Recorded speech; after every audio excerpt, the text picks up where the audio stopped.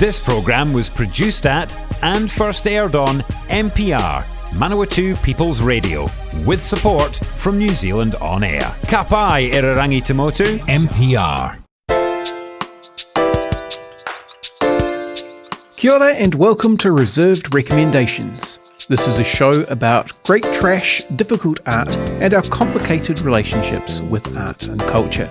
My name's Hugh, I'm the host of the show, and I'd like to take this opportunity to put in a very mild content warning for the show as a whole.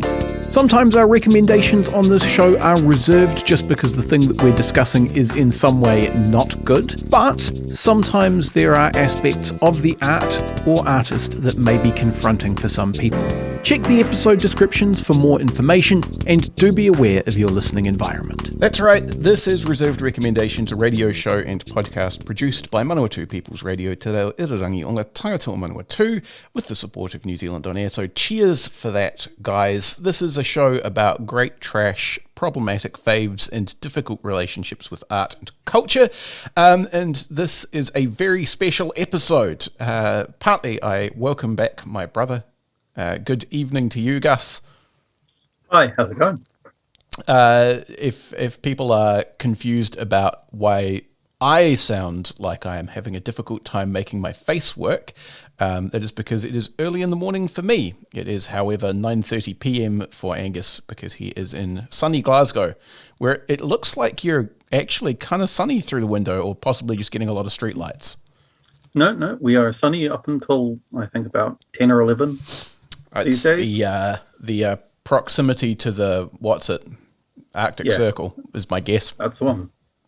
Anyway, the reason this is a very special episode, although on the secret lost beginning of this episode, which nobody will ever hear because you couldn't hear Angus on it, you were saying that you have a pitch as to why this is also like a difficult relationship with art and culture thing, is partly because little Timmy is going to learn the importance of abstinence and stop smoking by the end of the episode, and also because we're talking about kind of like a broader issue rather than necessarily just like a specific genre or work of fiction. And that broader issue is the far right, particularly on the internet. But like, let me know your pitch, because it sounded like it was going somewhere interesting before I realized that you weren't on the recording.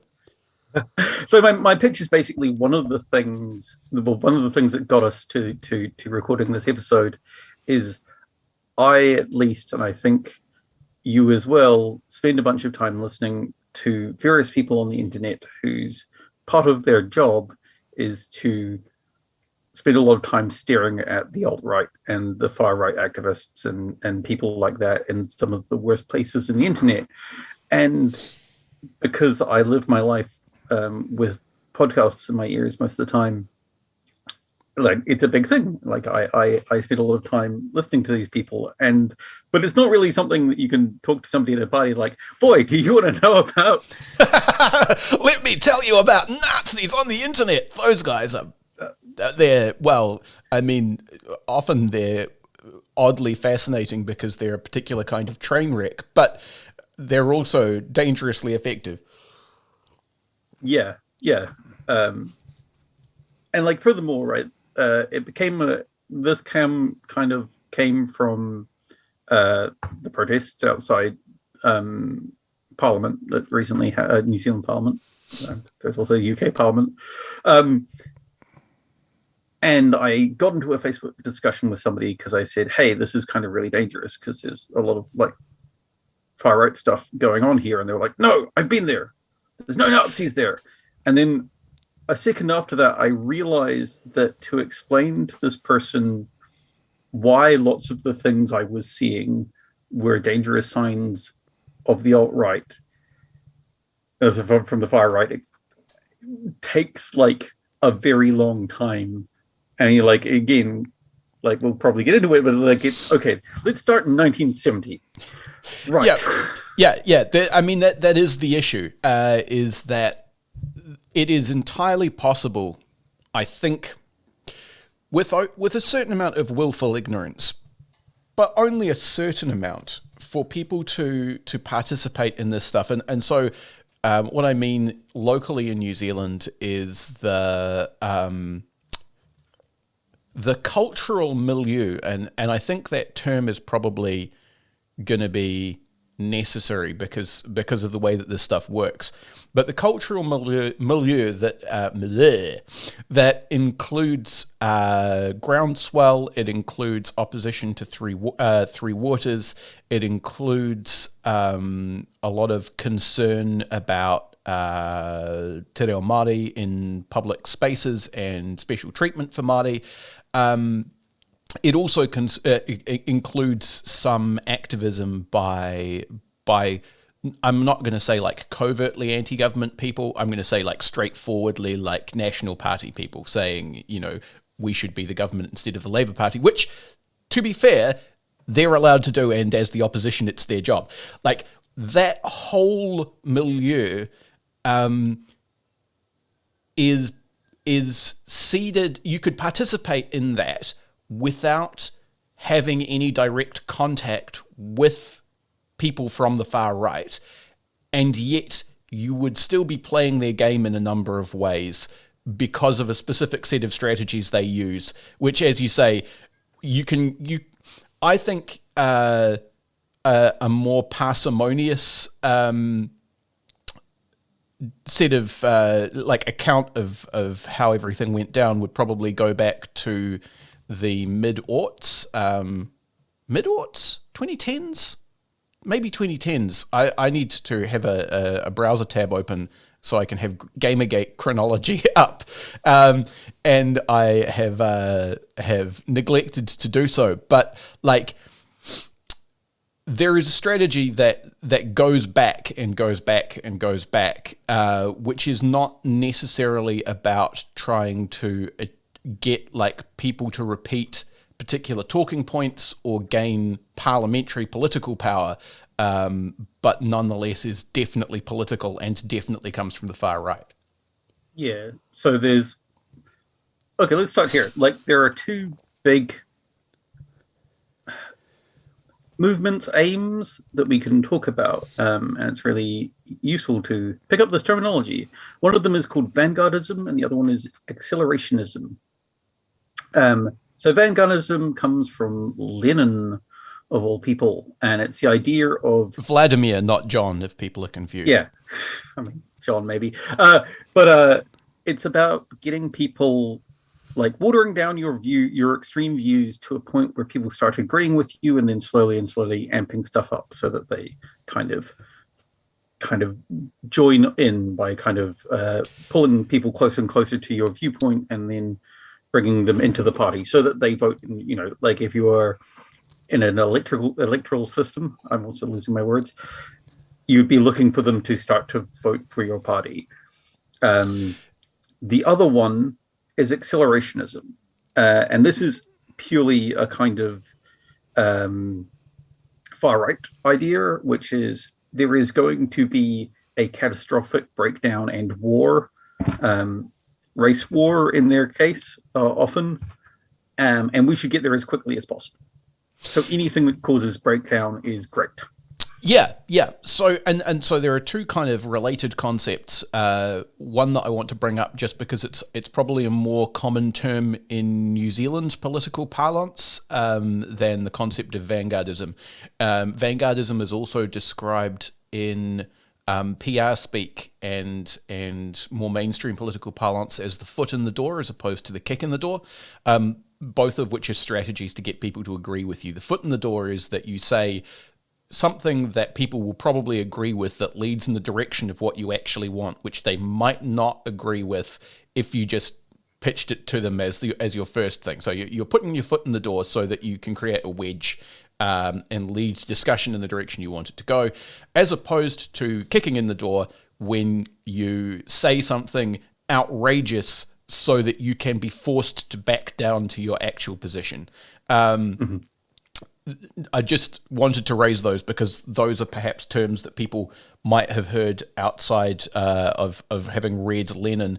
The other thing that I wanted to mention was the concept of stochastic terrorism, which is part of this idea of accelerationism, which is the idea that, and I think this is a theme that we can maybe come back to, which is like the further right you go, the less people care about their ideology being accepted, and the more they just care about their political aims being achieved. So what that means is they don't care if nobody agrees with them if they get the world that they think they want. And one way of accelerating towards the coming race war or even like societal collapse where everyone will flock to the strong white men who have stores of inedible food and barely functional firearms. The one way of getting to that is to decrease the stability of society as a whole and raise the temperature, by which I mean make it more plausible at any given time for any given person to feel like they might be in a life-threatening situation, so that they might take the sort of action people take when their lives are being threatened. And one way that you can do that is by causing people to do violent stuff in public. And it kind of doesn't matter what ideology they claim. Like, it's helpful if they say, I'm mad at immigrants, or I'm mad at Muslims, or I'm mad at women, because then you can also quietly in your private internet spaces canonize them as a saint. But it kind of doesn't matter so long as people feel like someone might just randomly start shooting at them at any point in time. You've achieved your aims. Yeah. And I mean, the important thing about that's what the vanguardism and accelerationism, because there has been, or from the door, is there has been a switch in the people. It's important to understand there are people out there who are planning for this stuff, and there has been a switch in their thinking from, hey, we need to get people on side. How do we do that? To, we just need to wreck shit.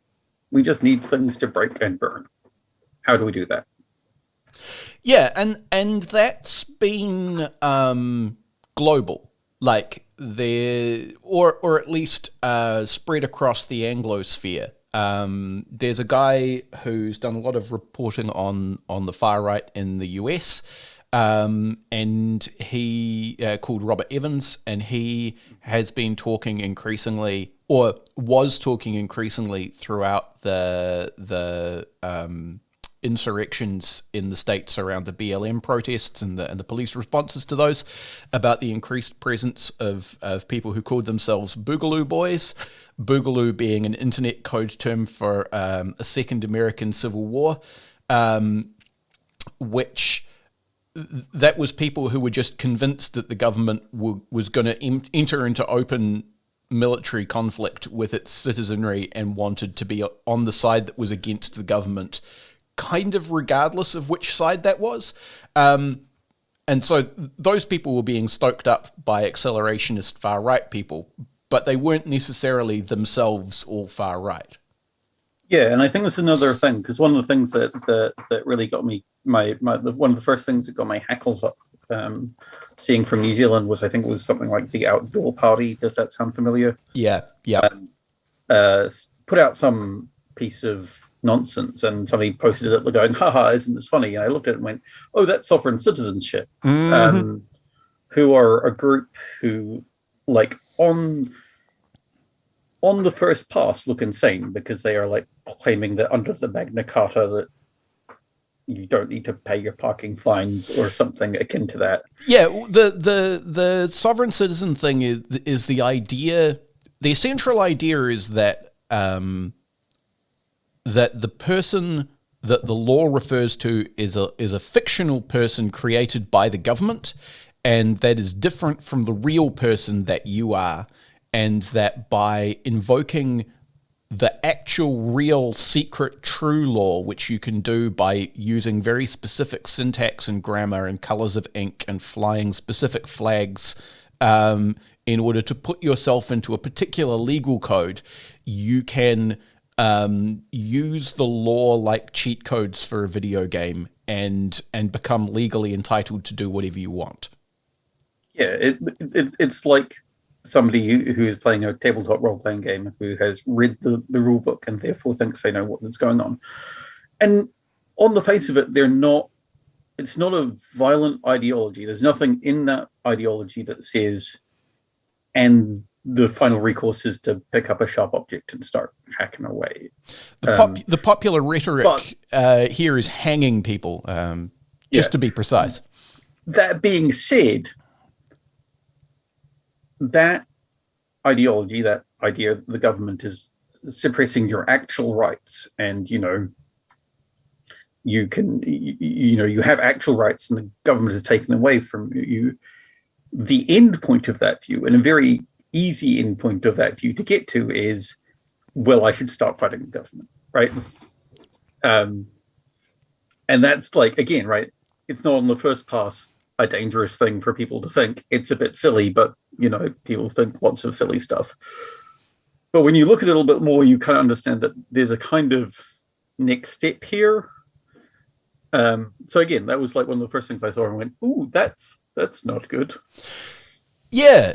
And so I think there are two things that I kind of want to get to here. One of them is I do think we need to talk about Gamergate, because I do think that the thing that is happening and the thing that explains how people with these disparate points of view can come together in a mob against the government, because I think the anti-mandate protest that then turned into a riot at the Parliament in New Zealand, it's important to acknowledge that some of those people were worried about vaccines. Some of those people felt that vaccine mandates specifically were an unwarranted exercise of government power.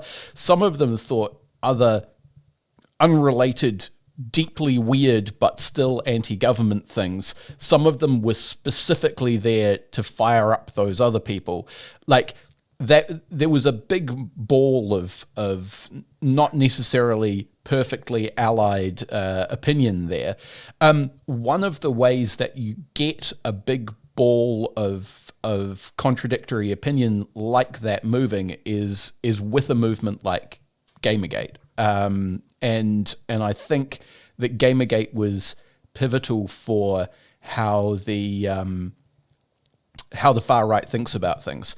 The other thing is that, like, New Zealand has some, it has had these veins of things like sovereign citizen stuff for a while. Like, there's a mad guy who stands for mayor every council election and is completely incoherent every time and accuses every elected official of being a paedophile.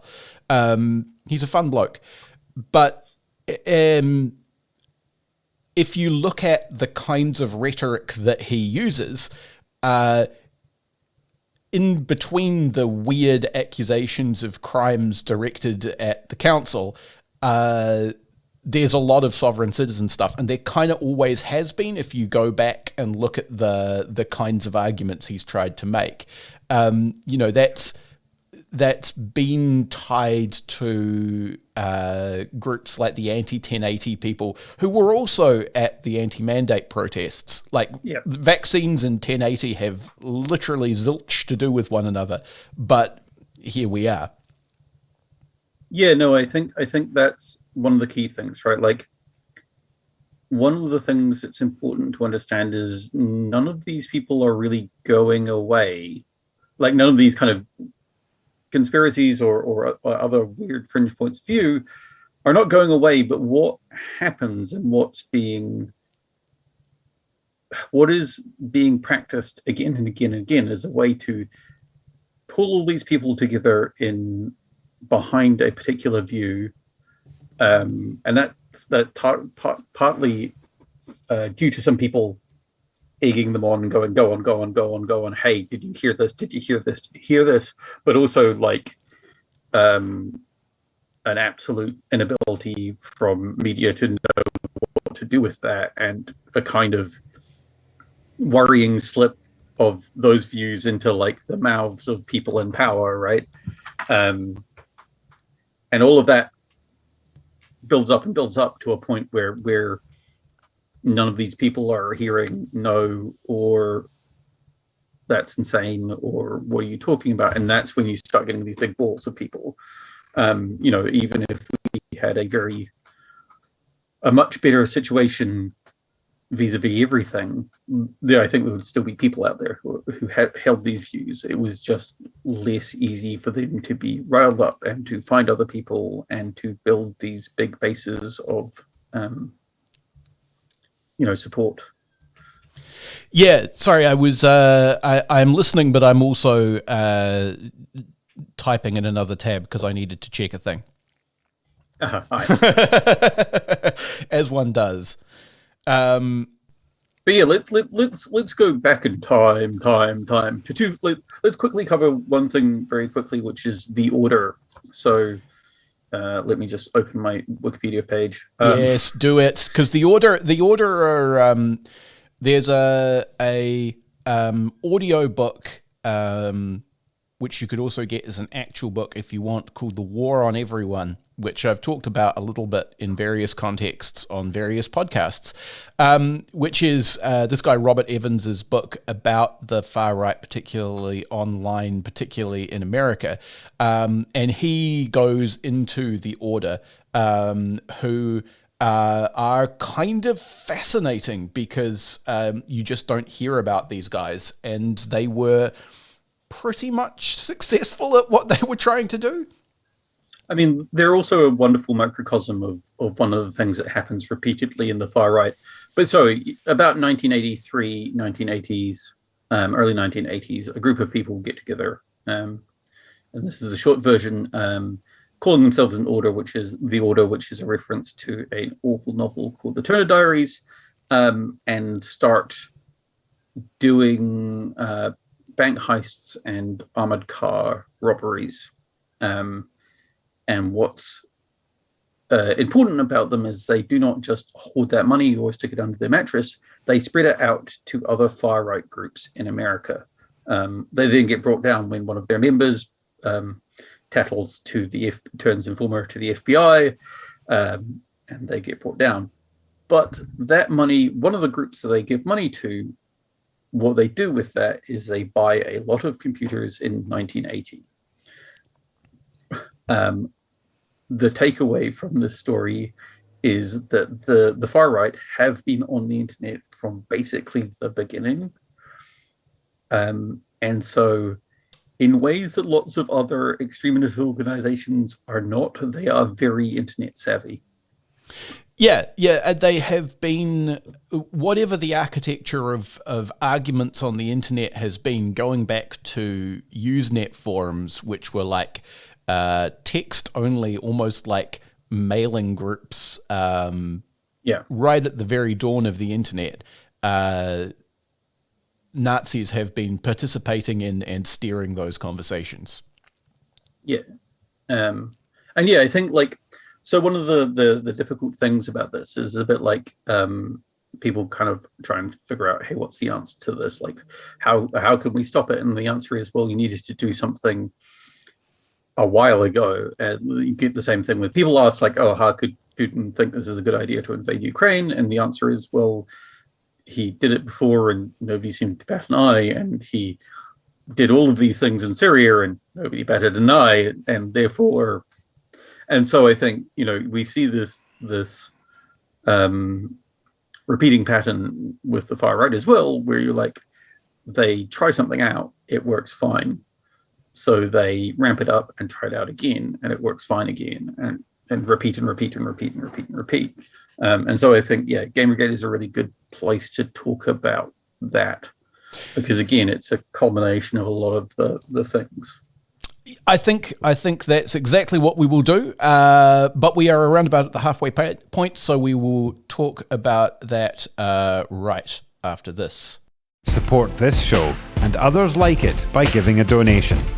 For more information, go to www.mpr.nz/donate.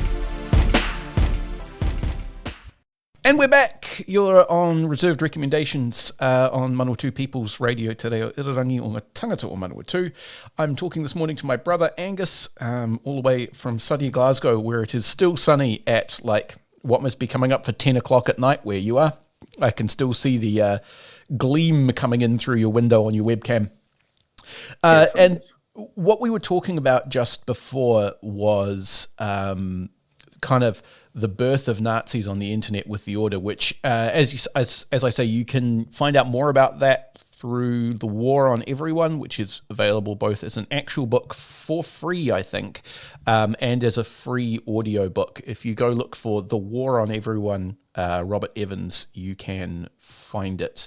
And he has done a lot of journalistic research into these people, so he knows of what he speaks. We were just about to talk about Gamergate, and the thing that I want to reiterate from the start of our conversation before we start talking about that is that some of the people who were in at the ground level in the 80s had this accelerationist tendency. And even the people who had a more vanguardist position and were more like, we can propose, small things to get people to agree with us eventually on big things, they care consistently more about outcomes than they do about people saying exactly the right words to agree with their politics.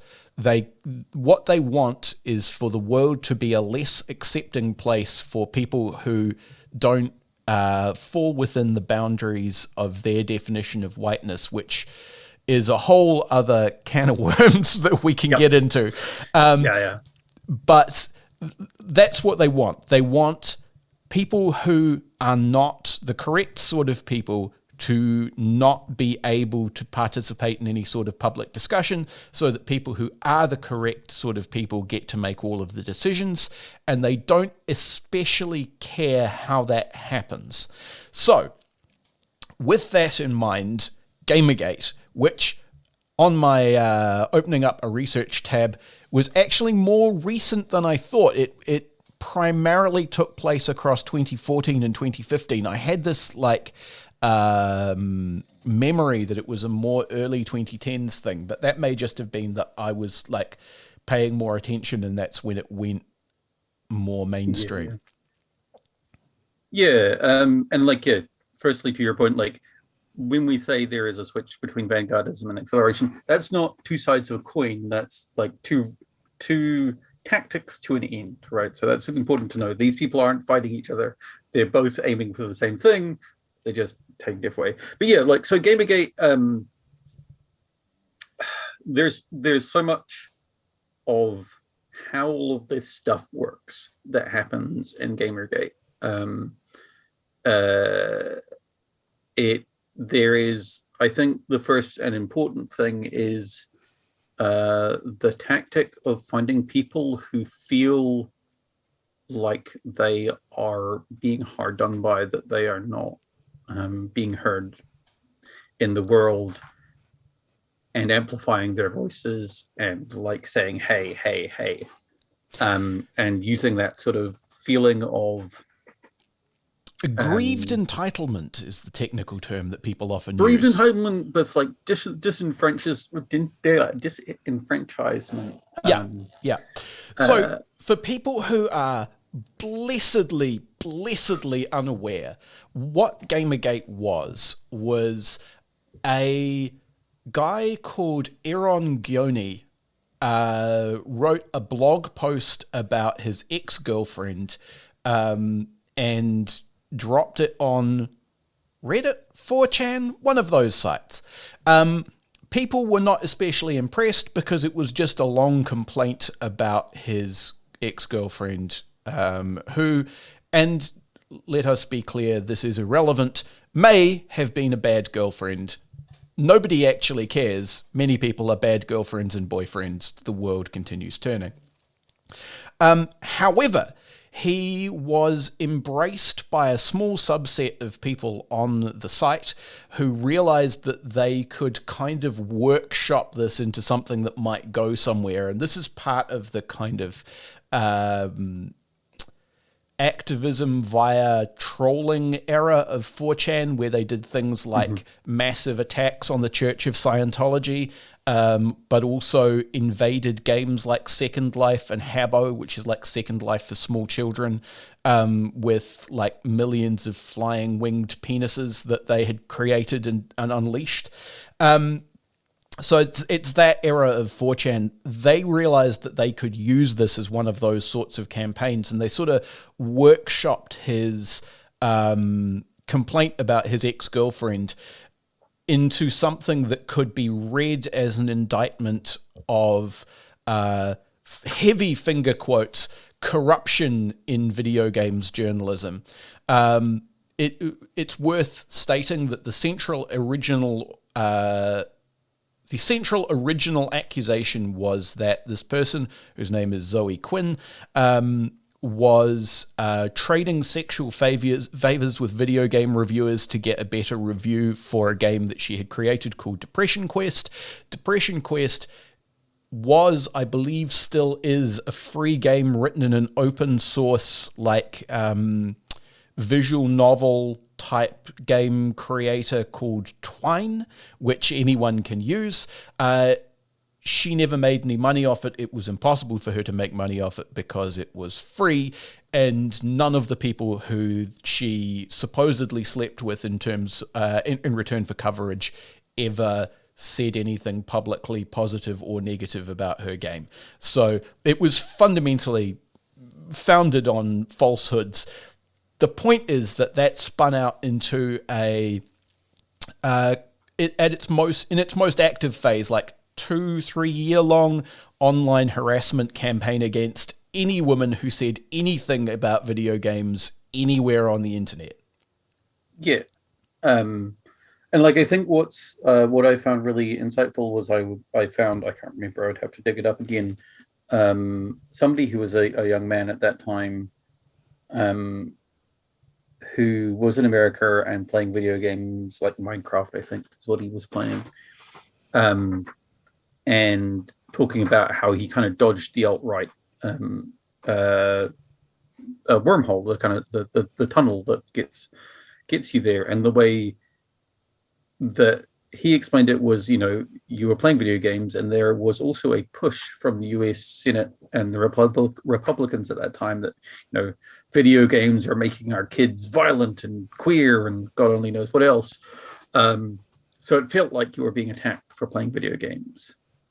And that, there was going to be things that you as a video gamer were under threat. And then these people turned up and said, oh, right, what it is it's them feminists. And this allied with the historical tendency of people who called themselves nerds or geeks to identify as oppressed for their interests, like the kind of 80s 90s TV stereotype of the bullied nerd was really kind of taken to heart. And so there was a way in which people who played video games felt like they could claim an oppressed identity purely by participating in this hobby. Yeah, entirely. And I think there's certainly that, that feeling of because you played video games, you were an oppressed person, or and then it's very easy to somebody to tell you like, oh, we're like you. Because the other thing that he was very clear about was that, there were people who were, because the other thing that this kind of is the testing ground for is the ironic Nazi, right? Like we're saying all this stuff ironically with large finger quotes. So there is a organization with the wonderful name of Unicorn Riot, who managed to get into a number of far right Discord chats, until we have a lot of Discord chats from the far right. And one of the things they talk about is how they came to there, and one of the pathways they talk about is from, oh, we were just doing it for laugh, we were just being ironic, we were just making jokes, we were just, and then it started not being a joke, and then it started not being a joke, and then Yeah, and I think the important lesson from Gamergate, and so if people want like a really good rundown on this, there's a guy who goes by Innuendo Studio on YouTube. His name is Ian Danskin, and he did a presentation on this. I forget who it was to. It was to some university or other. But it's an hour-long presentation where he basically lays out a timeline of how it happened, and also kind of flags for you as he goes past the various personalities and organizations who have their genesis in the kind of swell of activity around Gamergate.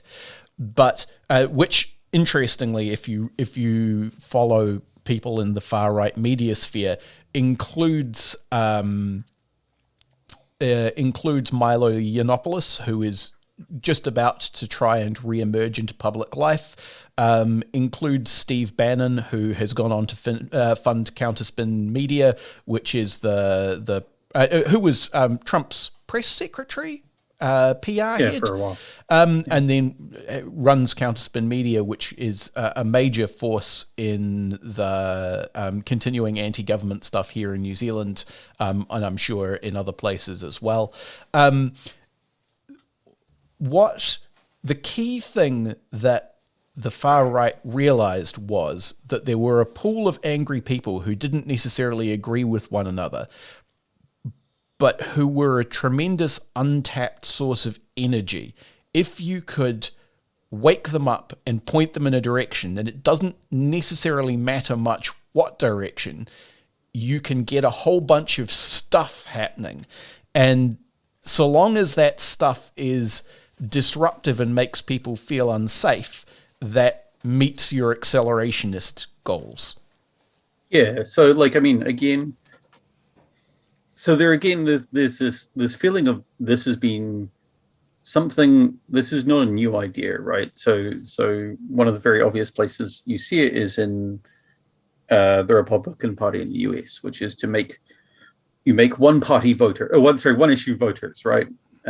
So you make abortion a really big thing, or you make gun control a really big thing. And so if you get somebody who is only going to vote about which party is going to promise an end to abortion, and which party is going to mean not bring in gun control, and then you become that party, and you have all these voters for free. And it's the same idea, right? It's like, we don't need you to agree with everything. We just need you to agree with the big message, or and what was the thing in games journalism, or end COVID mandates, whatever that means. And it's important to also understand that in electoralism, both sides can play that game, because once again, to stick with America for a second, once Republicans make the issue abortion access, like we are going to be the party who stamp out abortion, all the Democrats have to do is say, we are the party who opposes this, and they can generate single issue voters in the opposite direction.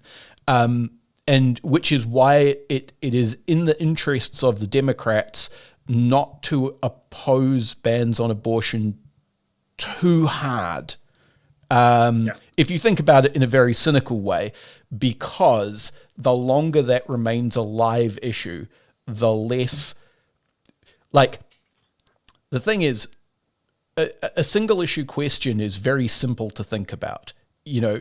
Should guns proliferate or should they not? Should abortion be free and legal, or should it be banned? You can come up with an answer on that question very easily.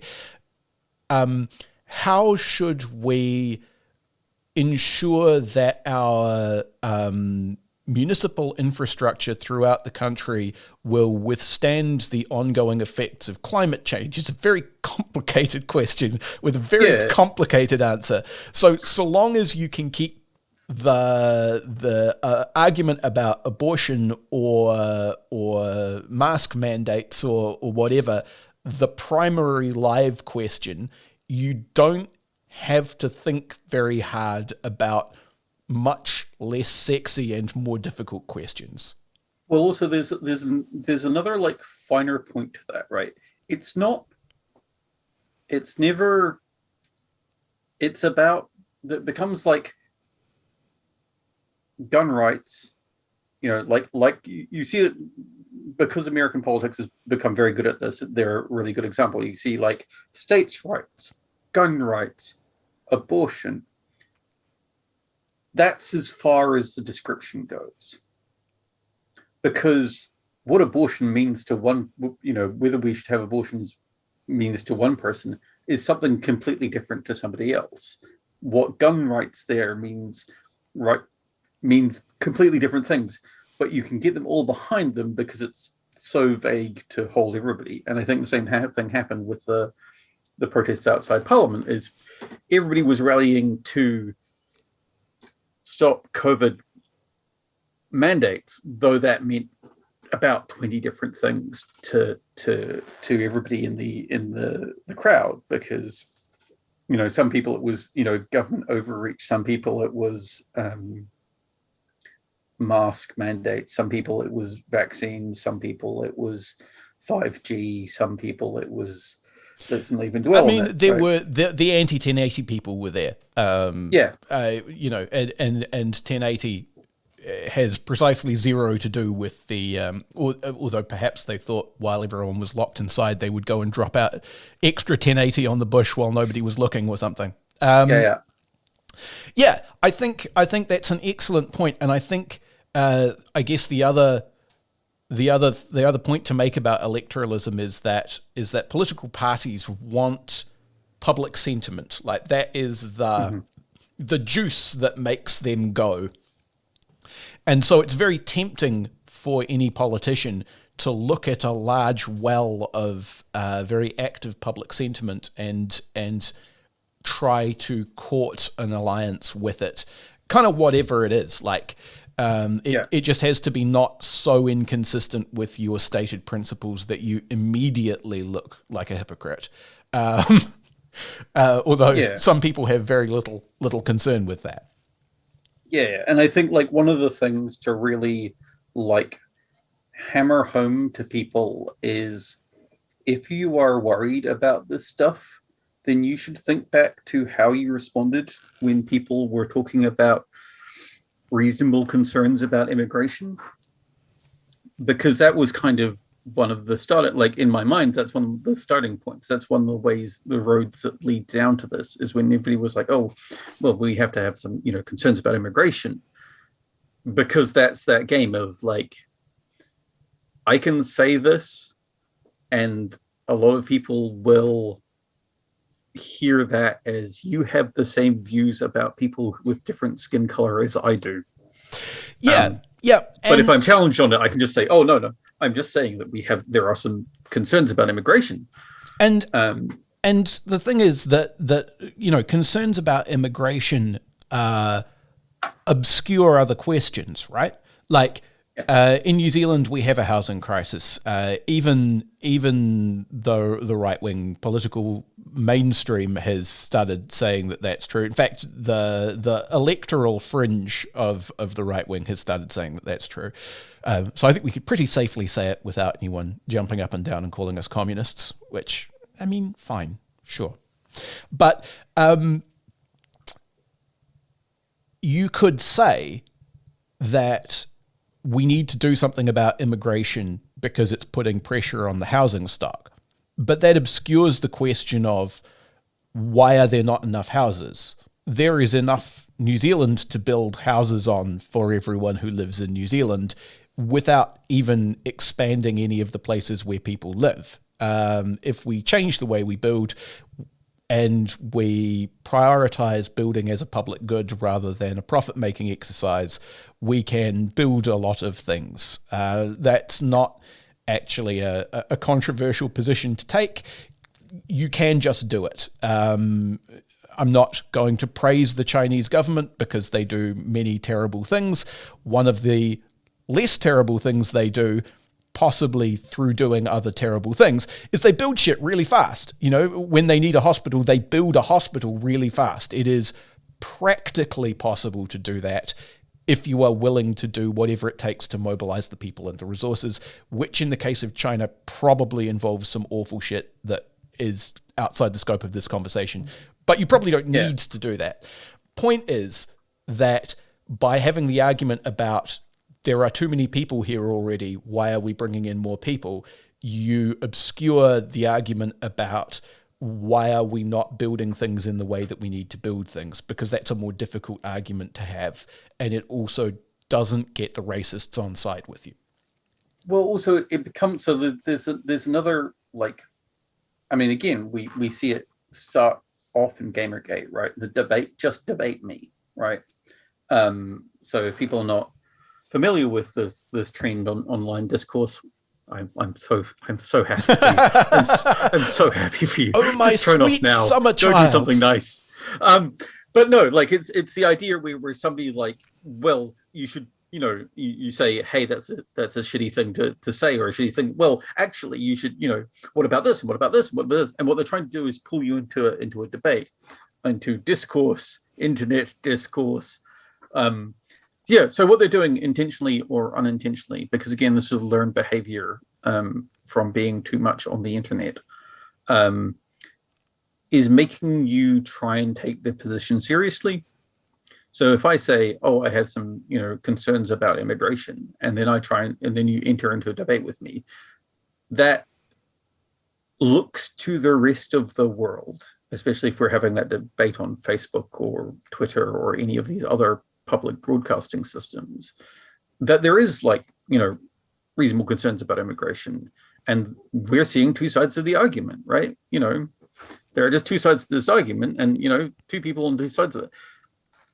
There weren't any reasonable concerns about immigration. Like, immigration is a thing, right? Like it's a government controlled thing where, like, it was working fine, but yeah, it started to being this, right? Like, and you start to pull that,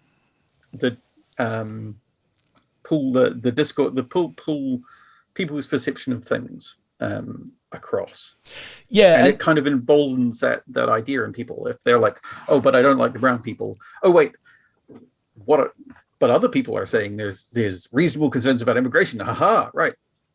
Yeah, it's I think a really clear example of this is anti-trans rhetoric, because if you know trans people, even just online, it is transparent nonsense. But because it's transparent nonsense, you can see the mechanisms of the attempt to create concern out of whole cloth really clearly. Mm-hmm. Not that I suggest you go and read a whole bunch of anti-trans stuff, because life is too short, but look, you'll see it. I can guarantee if you're on the internet, it's only a matter of time. I think the other thing that I want to mention really quickly is that we've talked a lot about kind of rational action, and I think it's also important to think about the irrational, not that everyone who believes stuff that I don't believe is irrational. More that humans are motivated by irrational is perhaps the wrong word, like sub-rational, pre-rational. There are probably correct terms for this stuff. You should know that we are the children of a psychiatrist who has like correct terms for this stuff, and yet here we are struggling for words. The point is that we are primates with nervous systems, and sometimes you push button, make nervous system go brr, make monkey happy. And like that's the source of a lot of things that humans do that are counterproductive, right? Like why can you get us to eat a lot of fucking awful shit that will wreck our bodies? You put enough sugar in it to make monkey brain go brr, and then monkey brain go, this sugar is good for me, I want. And you can build habits like that. Yeah. And there is a sometime New Zealand political commentator. So she's not like an official commentator, but she writes sometimes for Fight Back magazine, which is a socialist online magazine. And she also has takes on Twitter, which are good often, called Daphne Lawless. And one of the things that she keeps coming back to is that there is something very seductive about license to persecute. Something about having license to pick on a particular person or group of people because they're bad and they deserve it is very, very seductive. And it doesn't matter if those people are people with Chinese-sounding names, in the case of a notorious Labour Party press release in New Zealand from a few years back. It doesn't matter if those people are trans people. It doesn't matter if those people are just people who aren't white. It doesn't matter if those people are women. There is something very seductive about being given license to go and find them and upset them and make them feel bad, and to know that you are righteous in doing so. And that was a key bit of Gamergate. It's a key component of the way that these kinds of debates that you're talking about work, because sometimes people are trying to have the discussion in public so that it looks like there are two sides. Sometimes they're trying to upset people because they find upsetting people fun. And they have been convinced that doing so is righteous. Yeah, so like there's a lot to kind of pull out there, and one of the things is the idea of being okay. So here's another way to frame it. One of the misconceptions about the rise of Hitler and the Nazi Party is that it was a groundswell of working class people being angry at the government and voting. It wasn't. It was what's called in a book by somebody that I don't have to hand, small men. So not big business, more like the joke in one of the podcasts I listened to is jet ski owner, jet ski dealership owner, like has a small business owners. That's the kind of New Zealand media term, right? Not super wealthy, but not, striving for money. For example, the people who stormed the Capitol in America and the people who camped out at Parliament in New Zealand both had to be able to come to this place, which was some distance from where they had been, and congregate and sustain themselves for a certain amount of time. And if you have ever done that, you know that requires resources, and you cannot simply take indefinite time off your job in order to do that unless you are the boss. Yeah, unless you have a job where you're the boss or just generally a decent enough income. And so you have these people who are not struggling. They're not struggling in life, but probably feel a bit disenfranchised, right? And a bit we live in a very isolating world where we can very easy to find isolation. A lot of the standard social things that were around, like church or dance clubs or RSAs, are all getting shut down, and there's nothing to replace that. So the idea of being in a group is super, super seductive to people. So there's a documentary called Behind the Curve about the Flat Earth Society, who all became QAnon people. But yes, if you watch that, what you get out of that is that actually it's a lot of very lonely people who find an in-group. And then there are some crazy people. But mainly it's a bunch of people who are lonely and kind of listless, and then they find a thing which can be their thing, and there are lots of other people, and they can hang out, and they can have conventions, they can have t-shirts, and they can be cool and do stuff. And that seems to be the draw card, not flat earth. Also, I mean, we used this term back at the start of the conversation, this idea of aggrieved entitlement, in the sense that people who occupy that stratum in life of owning like a small to medium-sized business with like, 20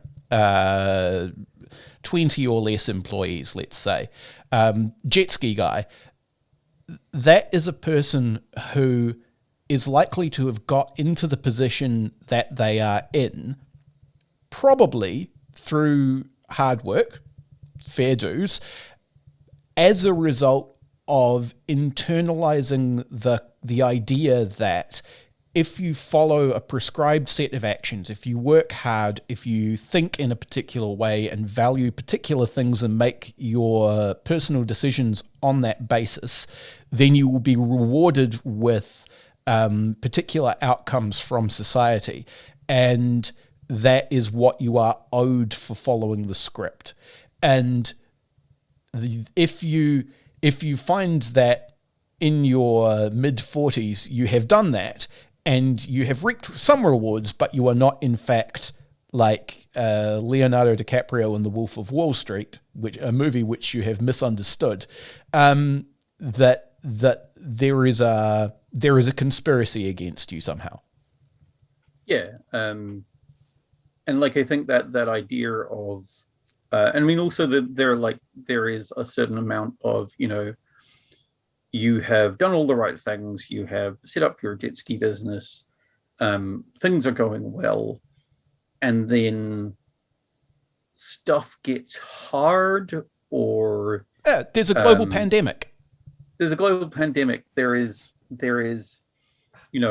a housing crisis, right? So the thing that used to be easy is now hard. There's a bunch of things, or even just like, vast quantities of like defunding of various things like, infrastructure and housing and all of those things that have been slowly being defunded and shucked off to local councils. As the Buddha says, sickness is an inescapable part of life, and New Zealand's hospitals were barely coping before the pandemic. Now people are dying waiting for ambulances, and EDs are saying, don't come. Yeah, and but it doesn't even need to be that dramatic, right? It just needs to be things getting hard for much bigger, people like us who know what Marx is and all that stuff can make much bigger descriptions about this. But if you don't play the games of like watching politics like a sports game or any of that stuff, it's not going to make any sense, right? Like, just stuff has got hard and there doesn't seem to be any good reason and everything's struggling, and then somebody comes along and says, well, the reason it's hard. Well, and it's not even that. It's just like doesn't even have to be that clear. It's just just need to be mad, and then a whole other bunch of people are also mad, and so you go with the other people who are mad, and you go and you say that you're mad as hell and you're not going to take it anymore, and then perhaps you discover that some of those people are mad about the existence of brown people. Or perhaps you don't, and you stand next to them and you never find out that that's what they were mad about. But you were there with them being mad. And I mean, again, right, like it becomes a lot of about, there's this, I heard it on, like, there used to be the joke, it's true, I heard it on the internet, right? But there's also a little bit of truth to that, like, or at least there is still in some people an idea that if somebody is saying it a lot and very loudly and you hear that sort of stuff, then it must be true, or at least like it feels true, right? Or I believe Because the mainstream comedy term from Stephen Colbert was the term truthiness. Yeah, I know, I understand it's not true, but he has a point. Wait, what? Right, like that's a classic the sort of thing when you push these sort of people. It's like, well, yeah, okay, maybe it's not true, but there's still a point there. Yeah. So look, we are coming up on time. I guess the thing to circle us back is just, I guess, to remind people that when people say that the far right are behind things like the Parliament occupation in New Zealand and the January 6th Capitol attacks in the US, what they're saying is not that everyone who participated in those events held those views. What they are saying is that those events served the aims of those groups, and the aims of those groups are not political in the sense of getting a particular party into power. They're political in the sense of attempting to use speech to make a thing happen in the real world. Yeah, to make things unstable as possible. Yeah. And I guess I would also put in just a very quick, so what do we do? One of the things is, there are a number of things, right? If there are people like Counterspin Media tried to hold something in Dunedin recently, and a bunch of people went out and yelled at them and yelled at the venue, and that did not happen. And that's a really good thing to do. So if you see something like that happening in your area, please go out and yell at them. And look, people jump up and down about free speech, which is a thing that we didn't get into. But let me give you the really, really, really, really, really short version. Saying whatever you want is free speech. Excellent. That is legally protected in New Zealand. I'm not going to even get into the fire in a crowded theatre thing because it is not even relevant. The point is, someone else turning up to where you are exercising your free speech and shouting bullshit at the top of their voice is also performing free speech. If you are a free speech absolutist, you must defend the right of Nazis to turn up and say that all the brown people should be hung. You must also defend the right of people to turn up and shout at those Nazis and tell them to piss off, because that's the same right to free speech. Yeah, the right to free speech is the right for the government not to turn up and say you're not allowed to say that. That's it, right? That's where it stops. Other people, on the other hand, will tell you to shut up. So, but also I don't know how much, but it's important to note that things like News Talk ZB were big people who platformed the shit out of a bunch of people who are just unabashed Nazis, right? It's not even, they're not really hiding it that much. And look, things like that. Have a memory. That's the other thing, yeah. Right? If you listen to Media Watch, which is a thing that I recommend that people do, but if you do not have time for that kind of minutiae about media stuff in New Zealand, then fair dues. You probably have a life. One of the things that comes up on Media Watch again and again and again is that Mike Hosking will say something, and I'm picking on Mike Hosking because they pick on Mike Hosking because he's famous, and when you're famous, people pick on you. It's part of the job. Stop complaining. The reason that they keep talking about Mike Hosking is that Mike Hosking will quite commonly say something which is counter to something that he has said quite recently without any explanation of how he got between those two positions, right? So if all you do is pay attention to what Mike Hosking says right now, he will always give you a talking point as to why whatever left-wing activists or any left-wing government are doing is bad and wrong and won't work and is possibly animated by an evil agenda. However, if you have a memory and you remember what Mike Hosking has said in the past, then what he has said won't work was like 2 weeks ago what he said the government ought to do. And this is not an uncommon strategy. Yeah, no, entirely. And I think it's really important to have a memory about what people are saying and what people are repeating to say. And again, like also just there are like, if politics isn't your game, and I understand because politics is dumb and doesn't do anything, but it's a bit it can lead to some frightening things. Like, do you know what your neighbors' names are? Like, have you like said hello to your like aunt recently? Have you checked in with some people? Go and take a first aid course. Go and do some community work, right? Like, the other way that you counter this sort of stuff is being more connected to other people around you, because one of the things that gets people off that path is somebody saying, "Oh, do you want to come out for a beer?" And then suddenly you're out of your room from watching videos about some guy who's saying that dictator Arden is about to, and you know, when you're surrounded by other people who are like, that's really ridiculous, but dude, like, yeah. Look, I think, was it Billy Connolly who talked about this? There is a lot of accounts, regardless of where they are from. You can go and find them. You are big people on the internet. You're listening to a podcast. That means you know how to internet. There was a phenomenon that happened over and over again, particularly in the UK, where